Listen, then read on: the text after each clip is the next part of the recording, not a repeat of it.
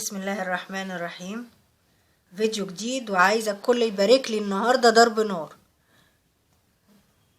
جبت ايه مش عارفه بيسموها ايه دي، حابه يقولوا لي لهلوبه وحابه يقولوا لي خلاط من غير كهرباء وشويه حاجات كده، بس انا حابه ايه، حبيت ان انا اجيبها. طبعا هنشوفها النهارده، انا اول مره استعملها وهنشوف النهارده هنستعملها ازاي، لاني بصراحه شفتها كتير بس يعني ايه، لما جيت اجربها لقيت حاجات مختلفه. فتعالوا بينا الاول نشوف هي ازاي. نخلع اليد. بصوا هنوريكم كام قطعه. ادي ديت اليد بتاعتها وده غطا.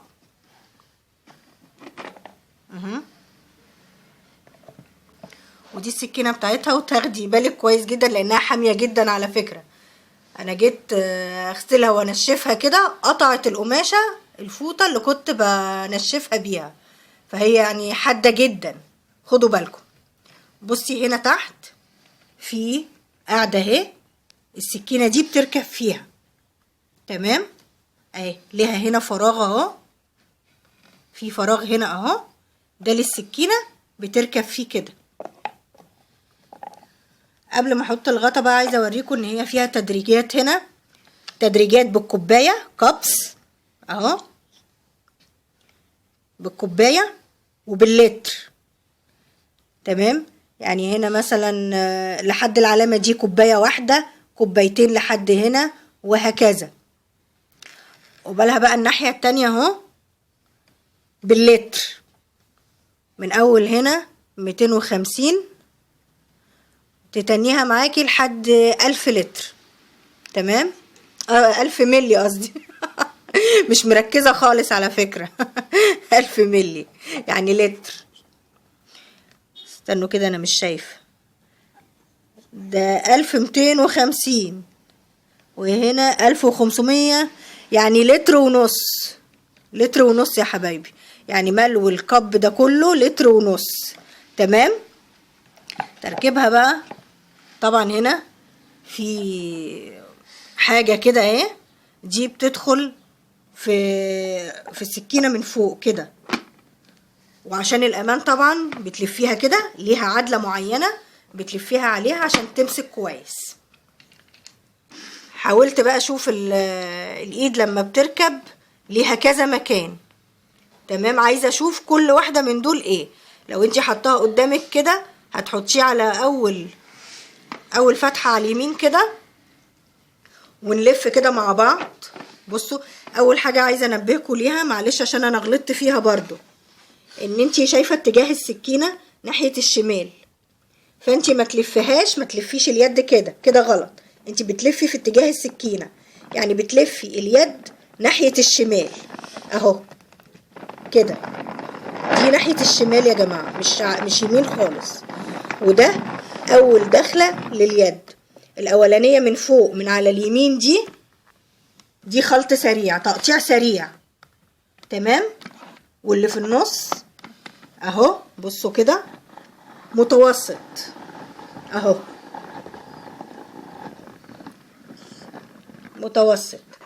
اما الاخير هنا اللي هو ناحية الفتحة اللي فوق دي اللي على الشمال خالص دوت خلط بطيء. بصوا تقطيع بطيء للحاجة مثلا اللي مش عايزاها تتقطع جامد زي طماطم لو بتعملي سلطة ولا حاجة اهو، ده بطيء كده. عرفنا استخدامات. طيب يبقى قلنا اللي على اليمين خالص دوت تقطيع سريع، واللي في النص تقطيع متوسط، واللي على الشمال خالص تقطيع بطيء.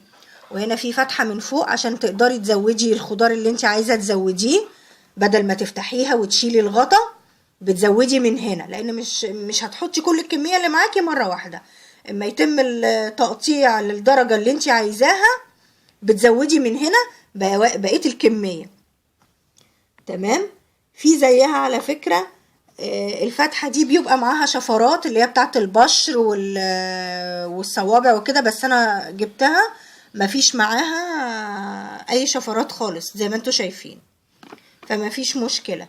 وانا هحاول النهاردة نجربها مع بعض اول استخدام. انا معايا هنا طماطم زي ما انتوا شايفين كده، وبصل وخضرة، واشوف بالذات الخضرة دي يعني ايه هتقطعها لدرجة ايه، عشان لو فرمتها جامد قوي هتبقى دي بالنسبة لي حاجة حلوة قوي اعمل فيها الحاجات اللي ممكن تتخرط جامد زي الملوخية والحاجات دي، بدل ما بنستخدم ايه المخرطة وكده. نقطة تانية برضو عايزة انبهكوا ليها، ان احنا نستعملها زي الخلاط بالظبط. يعني ايه، مش هتحطي في الخلاط طماطمية كاملة، لازم تقطعيها اربع علشان تساعدي السكينة او الشفرة اللي معاكي انها ايه تقطع حاجتك كويس. والبصل برضو لانه بيبقى صعب شوية اهوت مقطعه هربع برضو. وتعالوا نشوف مع بعض دلوقتي هنقطع ازاي.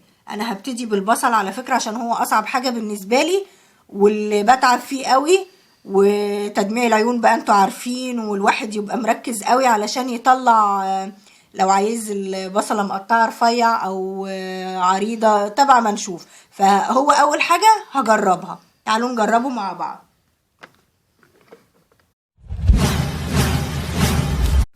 حطيت البصل كده اهو حبايبي زي ما انتوا شايفين اهو، وهبتدي بقى ايه نقطعه مع بعض ونشوف. ركبها بقى كده صح اهي، ولازم تتأكدي من قفلة الأمان، تسمعي صوتها كده، وهي زي ما قلت لكم هي صعبة بالنسبة لي لسه شوية اهو. بصي بترجعي، هي ما بتلفش لفة كاملة على فكرة وفيها الحاجة، يعني بنرجع او لو لقيتيها وقفت معاكي ترجعي وتكملي وتتنيكي اهو، تعملي فيها حسب ما انت عايزة سمك التقطيعة بتاعتك. انا حطاها هنا على فكرة على السريع اللي هي اسرع حاجة، اللي هي قلنا الفتحة اللي على اليمين خالص او زي ما انتوا شايفين اهي. ونتنينا ايه نعملها كده اهو لحد ما توصلي للدرجة اللي انت عايزاها في التقطيع. انا عايزة الدرجة دي ناعمة لان ديت اختبار بالنسبة لي، عايزة اشوفها، عشان كده ايه هنعمه شوية.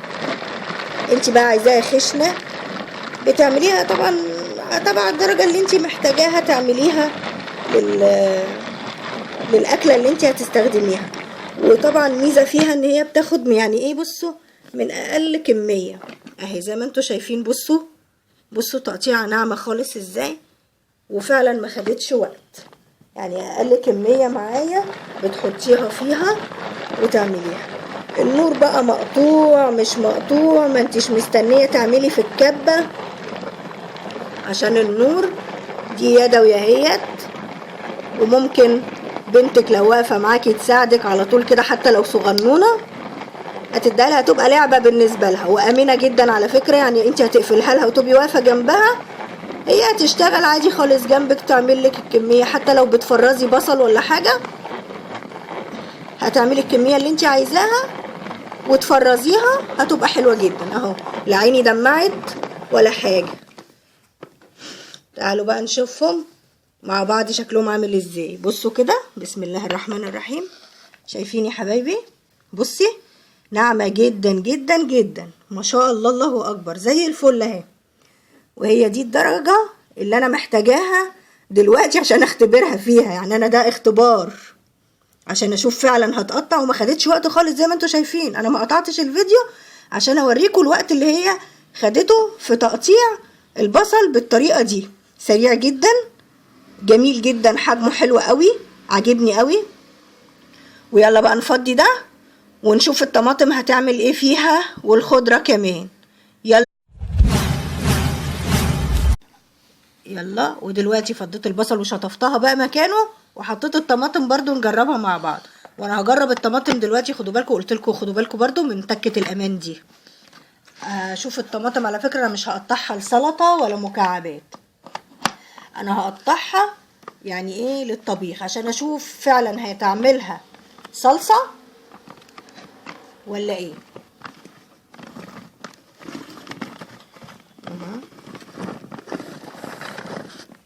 انتي طبعا بقى ايه لو يعني هنعمل طبيخ تعملي الصلصة هتطبخي بيها مش لازم تغسليها مطرح البصل. انا بس عشان ايه اوريلكم هي بتوصل ليه؟ بصوا على فكرة انا عايزة اوريلكم في الدرجة دي اهي، معلش هفتحها دي يا جماعة اهي، وصلت لو هتعمليها سلطة. بصوا التقطيعة دي صغيرة وجميلة اهيت لو هتعملي سلطة اهو. هنكمل عشان انا عايزة افرمها خالص كأنها زي الخلاط. تمام. طبعا دي لو هنحطها في الخلاط محتاجين نحط عليها ميه. طيب انا لو بقى مش عايزه ميه على الطماطم ولا حاجه عشان تحركي طبعا سكينه الخلاط الكهرباء، فديت مش محتاجه لا تحطي ميه ولا تحطي اي حاجه. هي ما شاء الله بصي شايفه بتتعصر اهي زي الفل اهي. لو هتعملي حاجه بقى ني في ني كده تعمليها ايه، تبقى يا دوب بدل ما تبشريها في المبشره، يعني دي بدل بشره المبشره اهي تحطيها فيها. لا جميله جدا اهو ما شاء الله زي الفل. هكملها وارجع لكم بقى نعمل ايه، نشوف الخضره هتعملها ازاي. ودلوقتي بقى ايه هنشوف الخضره هتعملها ازاي. حطينا الخضره، وطبعا ما تحطيش الخضره بطولها، يعني لازم تبقي مقطعاها نصين او 3 على فكره لو طويله شويه. وهنقفل ونجرب بقى اهو. وزي ما قلتلك معلش ان انا بكررها كل شويه، الامان يا جماعه لازم تسمعي الصوت ده عشان تبقى مقفوله كويس اهو. يلا نبتدي مع بعض. بسم الله الرحمن الرحيم اهو. وقفت معاكي تروحي مديرها للناحيه التانية وتكملي تاني اهو كده اهي. يعني لو تقيله شويه تغيري للناحيه التانية وترجعي اهو كده اهو. ما شاء الله دايره زي الفل اهي اهي.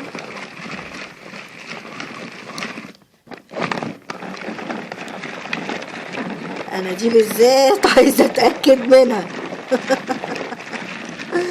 الخضره بالذات عشان هتريحني بجد في حاجات كتيره قوي. لو ظبطت معايا الخضره يا ظبطت معايا البصل وهوريهولكم والطماطم، فدي حاجه بالنسبه لي كويسه جدا.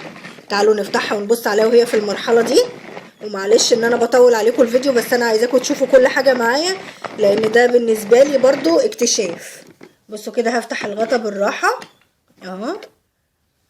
دي على فكره هي حلوه لو انت عايزاها ايه كده مقطعه، يعني ايه يا دوب ورق كده، تنفع للسلطه كده على فكره حلوه قوي. إيه للمحشي لو هتعملي خلطه عجه حجمها ده كويس جدا جدا جدا. وهخلص وارجع لكم بقى اوريكم ايه كل الحاجه اللي اتضربت معانا. وزي ما انتوا شايفين كده حبايبي، شايفين البصل عامل ازاي ما شاء الله. بصوا نعمته خالص خالص خالص، ولا عينيكي بقى تدمع. وبجد لا عينيا ما دمعتش خالص ولا وجعتني ولا مسكت السكينه. للناس بقى اللي ما بتقدرش تمسك السكينه قوي طبعا مش هتقدري تنعميه اصلا بالسكينه كده، خدي بالك يعني. ده ناعم اهو خالص، جميل جميل جميل عجبني جدا. وادي الطماطم زي ما انتوا شايفين، بصوا عامله ازاي، شايفين منظر دوت. طبعا لو هتستخدميها في صينيه بطاطس جميله قوي تمام، كأنك بشرها بالمبشره.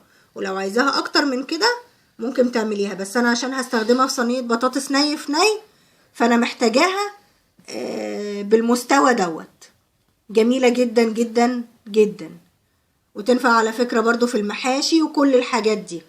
اما بقى الخضره شوفوا كده معايا ما شاء الله قطعتها زي الفل. والعروق بتاعت الخضره انا كنت خايفه ما تتعملش بصراحه، كنت قلقت قلت يمكن الورق يتقطع، بس العروق لا، لقيتها ما شاء الله فرمت كل حاجه. وطبعا انت اللي بتتحكمي في مستوى التقطيع، يعني عايزاه خشن بتوقفي، عايزاه ناعم بتكملي، عايزاه مفروم خالص بتكملي معاها. ما بتاخدش وقت خالص على فكره، وشغاله كويس جدا ما شاء الله عليها. والسر معانا النهارده في ايه، انا مش عارفه اسمها ايه على فكره، اقول ايه، اقول عليها اللهلوبه الشقيه مثلا هي هي لهلوبة وشقية فعلا، لانها خلصتني من حاجات كتير قوي في وقت قياسي وبالمستوى اللي انا عايزاه، وهتريحني في مطبخي. جميلة جميلة جميلة. والسر كله في ايه؟ في المفرمة دي. اسميها ايه؟